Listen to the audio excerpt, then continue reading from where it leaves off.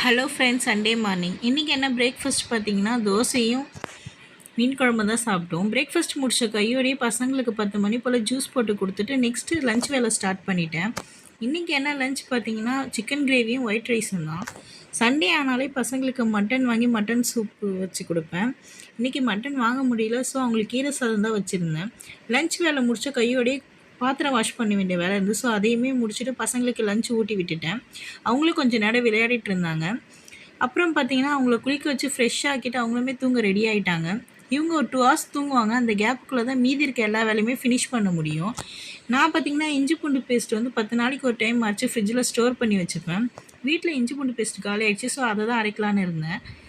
இஞ்சி பார்த்திங்கன்னா லைட்டாக செதுக்கிக்கோங்க. நம்ம பூண்டு தோல் உரிக்க வேணாம். அது ஒரு 2 ஹவர்ஸ் தண்ணியில் ஊற வச்சா போதும், அந்த தோல் தனியாக வந்துடும். இது ரெண்டுமே மிக்ஸி ஜாரில் போட்டு 2 ட்ராப்ஸ் வந்து நல்லெண்ணெய் விட்டுக்கோங்க.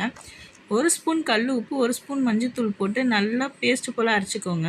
தண்ணி லைட்டாக தான் விடணும், அதிக தண்ணி விடக்கூடாது. நல்லா பேஸ்ட்டு போல் அரைச்சி இதை ஃப்ரிட்ஜில் ஸ்டோர் பண்ணி வச்சிங்கன்னா 1 மந்த் வரைக்கும் கெட்டு போகாமல் இருக்கும். நான் பார்த்திங்கன்னா கம்மியாக தான் அரைப்பேன். 10 நாளைக்கு ஒரு டைம் அரைச்சி ஃப்ரிட்ஜில் ஸ்டோர் பண்ணி வச்சுக்குவேன். ஈவினிங் என்ன ஸ்நாக் பண்ணலான்னு பார்த்தா வீட்டில் காலிஃப்ளவர் இருந்து, ஸோ காலிஃப்ளவர் 65 தான் பண்ணலான்னு இருந்தேன். காலிஃப்ளவர் எல்லாமே பொடியாக கட் பண்ணி தண்ணியில் 1/2 ஸ்பூன் சால்ட்டு, மஞ்சள்தூள் போட்டு கொஞ்சம் ஆவி காமிச்சிக்கோங்க ஒரு 10 நிமிஷம்.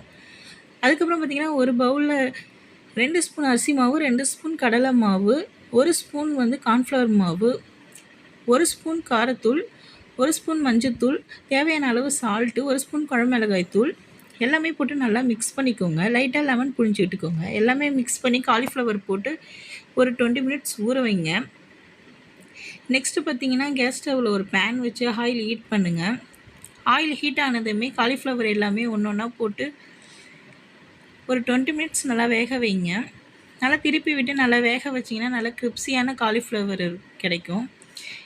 இன்றைக்குமே காலிஃப்ளவர் 65 நல்லா வந்திருந்தது. பசங்களுமே நல்லா சாப்பிட்டாங்க. நான் பார்த்திங்கன்னா ஸ்கூல் படிக்கும்போது, காலேஜ் படிக்கும்போது, வேலைக்கு போகிற வரையுமே சாப்பாடு வேறு எதுவுமே செய்ய மாட்டேன். இப்போ தான் எல்லாமே கற்றுக்கினேன். எண்ணெய் சட்டிக்கிட்டலாம் போகவே மாட்டேன். இப்போ எல்லாமே செய்கிறேன். இன்னுமே எல்லாமே கற்றுக்கணும். இந்த வீடியோ பிடிச்சிருந்தா நீங்கள் லைக் பண்ணுங்கள், சப்ஸ்கிரைப் பண்ணுங்கள். நாளைக்கு வேறு ஒரு விலாகில் பார்க்கலாம். பாய்.